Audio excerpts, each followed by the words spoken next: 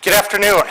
I want to thank folks for coming here today to have an opportunity to update people on what we're hearing. And I'm going to start out by saying that my heart goes out to the family of the two individuals who were despicably gunned down in Washington, D.C. And since we originally received word of the shooting, we worked very hard to try to coordinate with the Guard, the federal government, the families, and everyone to ensure that the state's response is appropriate. I want to update people. First, there'll be a lot of questions about the condition. I want to say I'm not the doctor. I'm not going to try to pretend to be so. What I will say is that Andrew remains in serious condition. We did have some positive news that we were told that Andrew was asked if he could hear the nurse who asked the question to give a thumbs up, and he did respond. And we were told that he also wiggled his toes. So we take that as a positive sign. I'm not here to speculate, but I will say one thing, that Melody, the mom, has been so positive a force, and she's been asking people across the country to pray for her son, and those prayers are working. So I want to continue. That's her only request to me is, would you please get the word out that my son Andrew needs prayer? And that's all I'm going to do, talk about that. These are wonderful people, and the family's going through a very difficult situation right now as Andrew fights to survive. There are many vigils that are going on around West Virginia right now. I had a chance to attend one in Martinsburg in honor of Andrew, and go down to Webster County on Saturday night. It was a really very touching vigil. People were talking so eloquently about Sarah, who by all counts is an amazing woman who lifted up people around him with a smile. And from talking to Sarah's parents and to people in the unit, everyone had nothing but incredible things to say about Sarah, and she is someone who's going to be remembered for a very, very long time, and she had her life tragically cut short by this terrible act of terrorism. We know that late last week I issued a proclamation, so the flags have been lowered to half staff, and that will continue. Obviously, when we have information about any service or funeral, we will let you know. I want to emphasize that the most important thing for me is to ensure that the family's wishes are kept. So as we learn more, we're happy to pass that along, but this is going to be dictated by the family, and I want to show great respect for them. I know that there are going to be a lot of questions about the timeline for when this occurs. Just as we learn things, we'll be happy to pass them along to you. You know, a lot of questions come up about the nature of the service that the Guardsmen were performing. This was noble service. I had a chance, along with General Seward, to spend Thanksgiving Day with the members of the unit at the Armory and talk to them. Every single one of the people who are there right now are volunteering. We're looking at approximately 170 people from the West Virginia National Guard that are still stationed in D.C. And once again, they're volunteering. They're volunteering because they believe in the mission. They want to support the state of West Virginia. They want to support the country. And I think that can't be lost. These are people that understand that the mission was good, that there was an opportunity to try to reduce crime in the District of Columbia. By all measures, it's been working. And so I know that they're proud of that work. They're understandably going through a very, very difficult time right now because they lost one of their own and another is in very serious condition. But It is the state of West Virginia's intent, my intent, General Seward's intent, to do everything we can to help those guardsmen adjust to this and to help the families of those who were impacted. We know that there's a lot of information that hasn't yet come out, and there will be more information in the days, weeks, and months ahead. There is a comprehensive investigation going on by the federal government. I've had a chance to talk to the president, and I've talked to the attorney general, and we're going to make sure that we're deferring to that process. I am reassured that there is a complete and full investigation going on, so while there'll be a lot of pundits who want to speculate about what happened and wrongly go to different places, we're not going to do that. We're not going to play into that. We're going to talk about this based on the facts that we know, and at this point, that investigation is ongoing. We know that there's been a lot of discussion about a criminal prosecution as well. The most important thing that I can tell the citizens of West Virginia is people are rightfully angry. They're rightfully angry about what's happening right now. And I believe that justice must be done in this case, and that justice will be meted out. That'll be done based upon our criminal justice system, and it'll be done the right way. And as we learn more about the process that's being run by the feds, we're happy to share that with you. We're trying to stay in touch with all the relevant people on the ground to provide information to the public. When we left Wednesday night. I flew up with the Guard to go to the hospital. I believe I was at the hospital at least 3 times, 4 times, and obviously we spent time with the Guards members.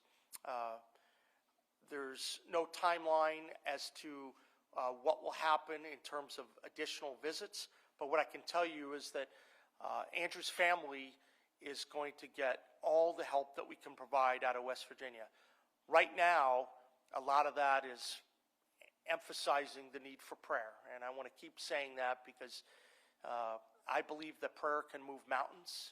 It can create miracles, and I know that Melody, Andrew's mom, and Jason, Andrew's dad, believe that. And these are people, they're good folks, and I think a lot of the communities are rallying behind them. We know that since this tragedy occurred, there have been a number of additional announcements by the president, and I think he's working hard to get to the bottom of this. I also want to express my support for some of the new vetting proposals that are being talked about. I think when you have millions of people that come in, undocumented aliens, or there are loopholes, as what had presumably happened in this particular situation, that has to be cleaned up, and I applaud President Trump for his efforts, what he's doing to look at all of that in order to get to the right place. So we know that there's going to be a lot that will be coming up in the days and weeks ahead. I wanted to come before you so I can answer questions you have. I would ask that there are going to be some areas that you asked that we're not going to get out in ahead of the medical personnel. I'm not going to get out ahead of the families, and we're not going to get ahead of the criminal investigation. So with that as the caveat, I'd first like to turn it over to General Seward, who has been leading admirably, and he'll say a few words, and then we will take questions. Thank you, Governor. Good afternoon. I want to tell the members of the West Virginia National Guard that our family has joined together across this state and in D.C. Our family members in the Guard that are in the Middle East, that are in Europe, that are on the southwest border. I've heard from all of those regions, and we're praying together. We are a family, 6,000 plus strong, and so when we lose one of our family members, I can tell you that every guardsman I've talked to is grieving, and that grieving process in the early stages includes denial and anger and bargaining, and I've heard from all of our members of how they're going through those phases, and I promise you that my senior enlisted leader, Dusty Jones, and we've been up there since Wednesday. I was actually in the district when it occurred. I was not on scene. My wife and I got picked up and taken on scene shortly thereafter. And those soldiers and airmen that were present were strong, courageous, and they were grieving.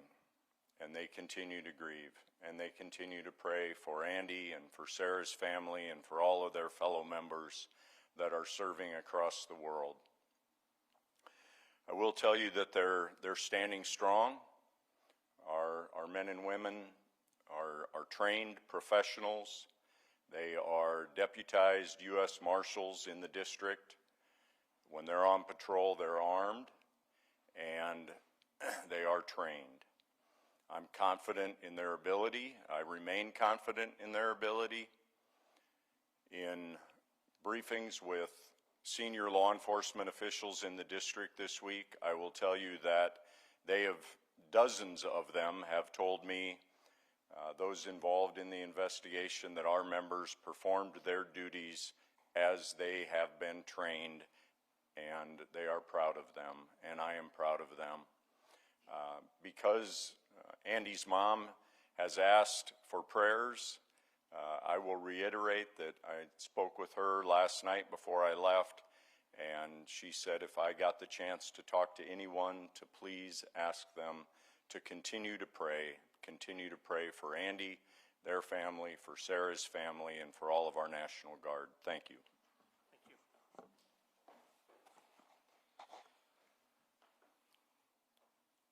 As we're all gathered today, we know that a lot of people in West Virginia, the Guard, the families of the individuals who were gunned down, we know that there's unspeakable evil that's occurred.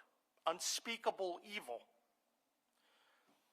I want to take a moment also, though, and emphasize the amazing positive response of the people of West Virginia, of how the families have reacted, how the communities are stepping up, people showing support through prayers, through other types of acts. West Virginia comes together during these difficult times, and they stand behind the men and women in uniform.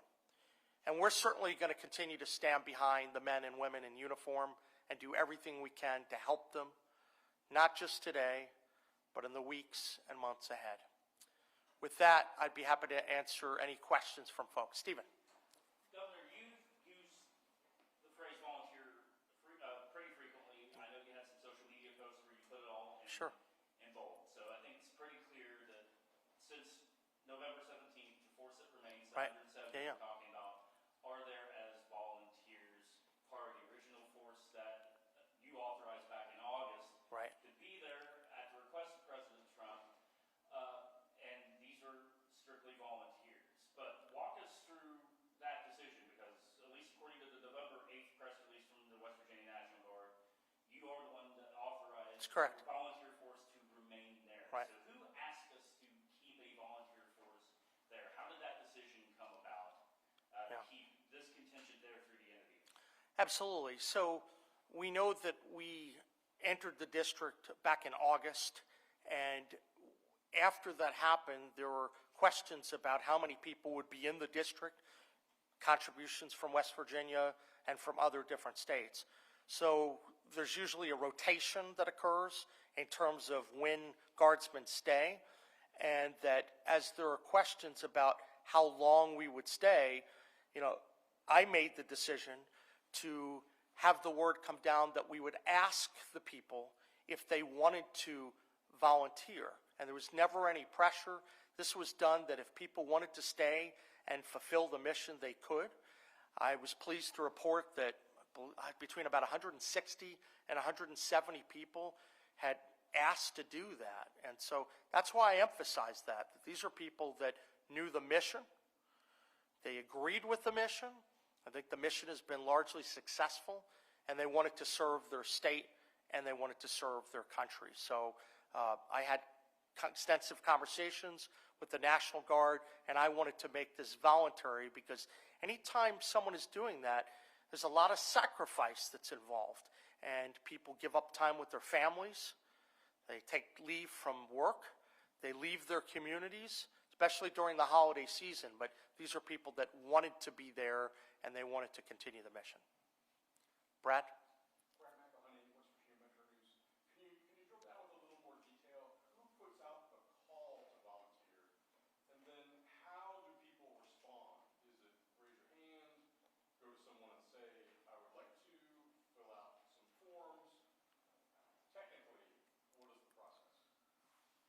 Yeah, General, do you want to speak to that?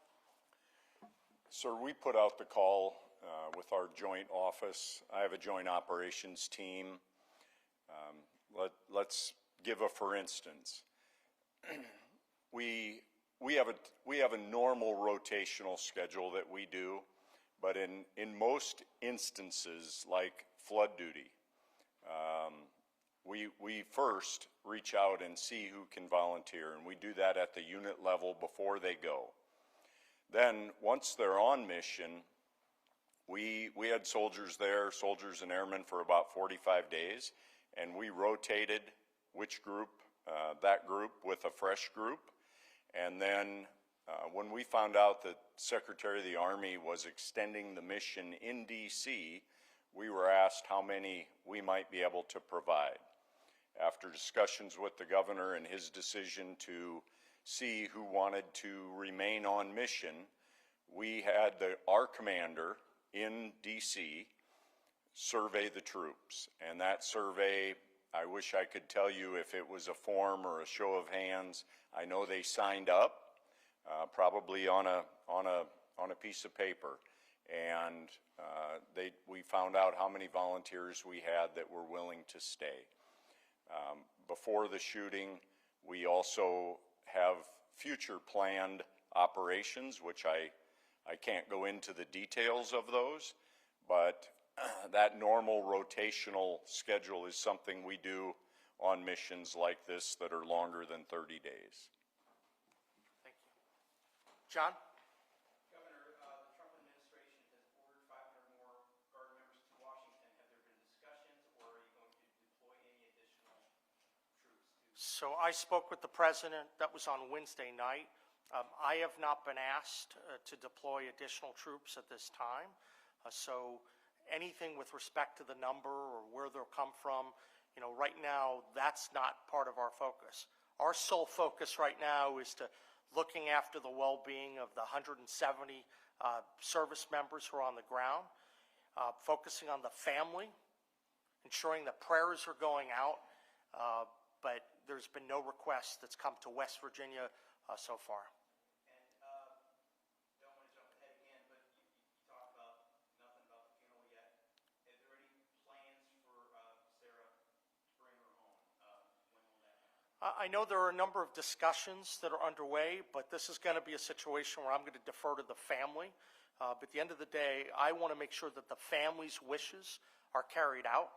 And so when it's appropriate, we'll make any announcements based upon the family's decision. Hey. For the National Guard members who remain in D.C., is there flexibility for them to return home if they no longer feel comfortable serving in D.C. following this event? Well, I know that this is a volunteer effort, and in fact, I know Sarah bravely was there during Thanksgiving, so it still remains a volunteer effort, and that's where we stand right now. Any anticipation for when they could be called home, or how long are they signed up for the mission until whenever it is indefinitely? I think, as the general would indicate, there's a periodic review and discussion about the length, and so there's always an opportunity where you have the ability for some people to try to come home for holidays and Christmas, but I don't think we have a specific date in mind yet. Are you able to tell us the MOS of the two guardsmen and if they had any specialized training before they were deployed to DC? I don't know that we're prepared to do that at this time. Is there anything we want to? I don't think so. Do you have if there's another question you have. That might get into the investigation. Yeah, I don't want to go into the investigation at all, so. Can you describe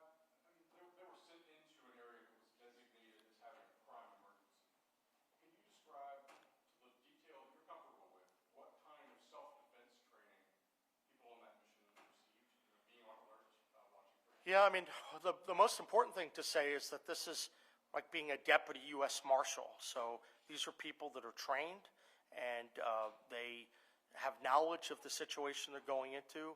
These are the same people that go to all corners of the globe. They're trained in terms of difficult circumstances. So as General Seward indicated, we believe that they have the background and training to go in to Washington, D.C. to carry out the mission. Other questions? Go ahead, sir. And what's your name, sir? Matthew Young. I'm with the Charleston Gazette. Hey, Matthew. So there were some conflicting reports that came out, information that came out on Wednesday regarding the condition, obviously. Sure. The two Guards members. State national outlets took that information, reported it. Sure, sure. Where was the breakdown in the communication chain? What steps can be taken to prevent that, something like that from happening? So what I would say is this, when you have a lot of information coming in, you work to ensure that you have the most accurate information and you get it from the most credible sources available and then provide that to the public. When there's a change, then you alert the public. If there's an error, you correct the error. That's what happened, and that's what we did. So I won't go into additional details at this time, but I will say that we've been in very close touch with the family and everyone involved in order to make sure that anything that gets passed along is, the direction of the parents and that the Guard is very comfortable with. Follow up on that question, though. You can't, for example, obviously there was an initial announcement of both deaths. That was obviously walked back by your office. Where did that information come from? Did that come from social media news? Did it come No, from the chain of command? I could tell you that the process is that we try to get as much information as we can, accurate information from the most credible sources, a variety of sources. In this case, that information was incorrect, and then within 20 minutes, we changed it. Ma'am? What are some of the tangible things you guys are going to be doing in DC to help make sure the troops who are still there get through this process in a Yeah. tangible way? Well, we know that there are a number of foundations that have stepped up who are being helpful, and we know that counseling is available for all people who may need assistance. And one thing that I really want to emphasize is that we want to make sure that the morale, remains high. And that's part of the reason I went to Washington, D.C., obviously to go to the hospital and to be there with the families, but also to be there with the men and women who are serving. That's critically important. So that's certainly, there's going to be a lot of efforts underway, both through the Guard and other outside foundations to provide all the help that's needed to assist any of the Guardsmen and any of their families. You might Stephen. not be able to provide this information. This might be information that might have to be released by the families, but there are a number of GoFundMes and other entities popping up claiming to be on behalf of both families. Are you aware of any authorized GoFundMes or any type of fundraising efforts for both families? Has that been communicated to National Guard or Government Health? I'm not aware of any that are authorized. I know that the family, Andrew's family, had indicated specifically they did not authorize. I can't speak to the other family, to Sarah's family, but if we learn about that, we're happy to answer that further. Any final questions? I just want to say, as we get more information, we're going to be able to pass that along. So I appreciate your patience during this time. But most importantly, my biggest message is Andrew is still fighting for his life. Andrew needs prayers. And the parents have said, please use every opportunity to ask for prayers. And that's what we're going to do. I think that the West Virginia people are strong. And they know that everything is being done right now to ensure that justice is served. But equally important, we have to make sure we're doing everything possible to send prayers and to console people who are going through just unspeakable times right now. So thank you for coming, and God bless.